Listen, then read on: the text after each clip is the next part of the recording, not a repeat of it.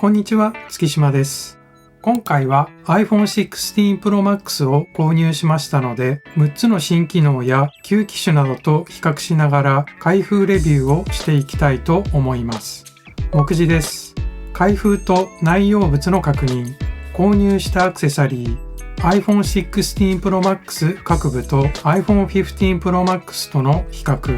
カメラの撮影結果、最後にまとめと次回予告です。箱を開封していきます。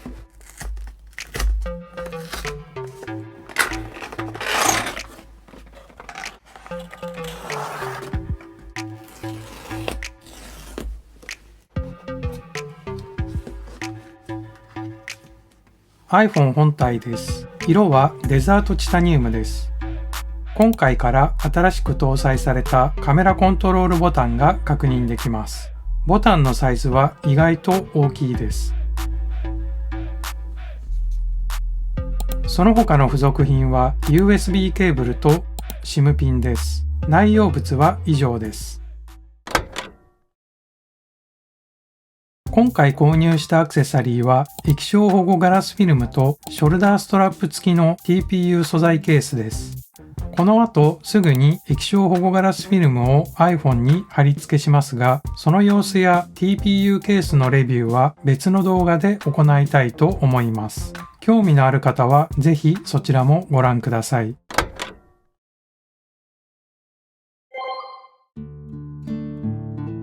左が iPhone XVI Pro Max で色はデザートチタニウムです。右が iPhone XV Pro Max で色はホワイトチタニウムです。サイズは縦が 3.1mm、横が 1.1mm、iPhone XVI Pro Max の方が大きくなっています。バージョンが上がるたびに本体サイズが少しずつ大型化している印象です。厚みは同じです。重さは 6g 増えて 227g です。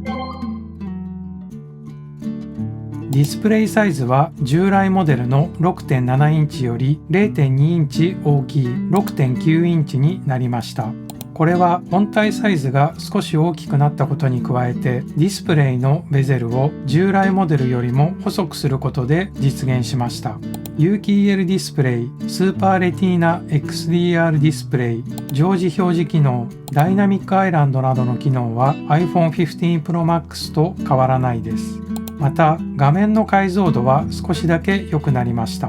比較画像は iPhone XVI Pro になりますが、ディスプレイの縁の部分を従来モデルと比較するとこのような感じです。カメラコントロールはクリック感のあるボタンです。シングルクリック、ダブルクリック、長押し、スライドで各種の操作を行うことができます。使い方を見ていくと、まずこのボタンをクリックすることでカメラを開けます。もう一度クリックすると写真を撮影できます。またカメラコントロールボタンを軽く2回クリックすると、ズームや露出などのメニュー項目を選択することができます。そしてカメラコントロールボタンを軽く1回クリックすると、選択されているメニュー項目のパラメーター、ズームなどを指を横にスライドさせて調節することができます。またカメラコントロールボタンは iPhone の向きが縦でも横でも同じように使用することが可能です。カメラの起動と撮影に関してはとても便利に感じました。スピード感のある操作が可能です。ただし iPhone 本体が待機状態で待ち受け画面が暗くなっている場合は、1回目のクリックで待ち受け画面が明るくなり、2回目のクリックでカメラが起動する形です。そしてそこから撮影しますので、合計3回のクリックが必要になります。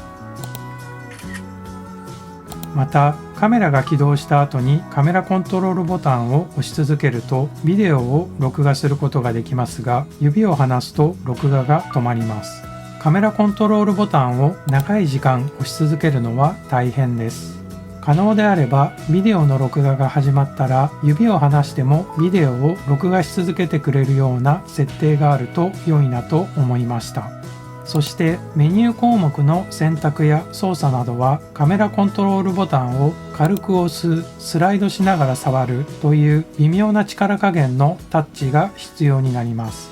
これらの設定操作は画面上でタップした方が確実で簡単だと思いました。現時点ではカメラコントロールを使いこなすにはコツや慣れが必要だと私は感じています。その他に iPhone の設定とアクセンシビリティにてカメラコントロールをタッチした時の挙動をいくつか変更することができます。ただカメラコントロールのタッチ感度を変更してみましたが、私はあまり変化を感じませんでした。カメラは従来モデルから変わらずにメイン、超広角、望遠の3つが搭載され、メインカメラと超広角カメラの機能がアップデートされています。メインカメラは4800万画素のフュージョンカメラというものになり、4K120fps のドルビービジョンでのビデオ撮影が可能になりました。そして超広角カメラは従来の1200万画素から4800万画素に変更されました。カメラアプリの基本的な焦点距離は従来モデルと変わらずに 0.5 倍、1倍、2倍、5倍と切り替えることができて、デジタルズームと合わせれば最大25倍ズームが可能です。iPhone 16 Pro Max は実質7種類のレンズを装備しているカメラに相当します。各レンズのスペックです。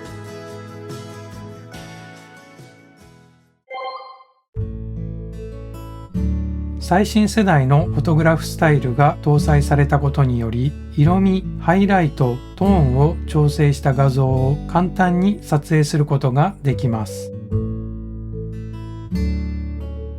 そして撮影後に改めてスタイルを変更することも可能です。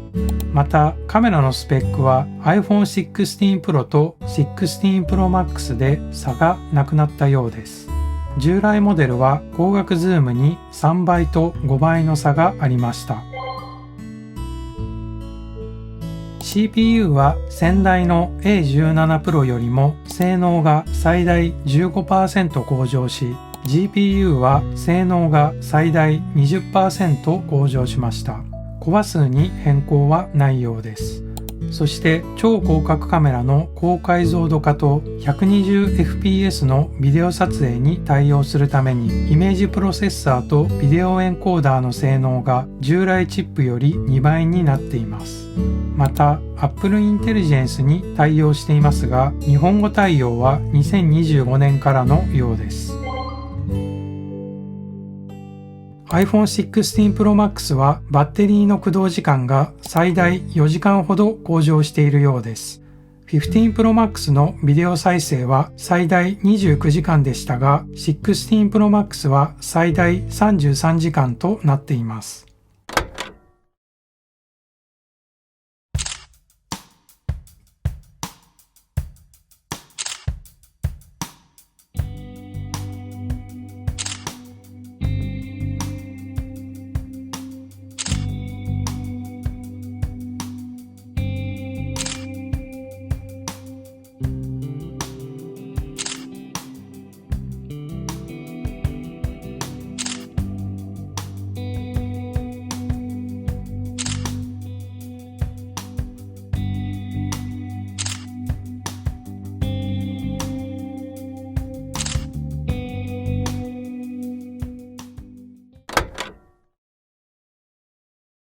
今回 iPhone 16 Pro Max を従来モデルと比較していて気がついたことは、カメラ機能のアップデートとカメラコントロールボタンがついたこと以外は iPhone 15 Pro Max とそんなに大きく変わらない印象を受けました。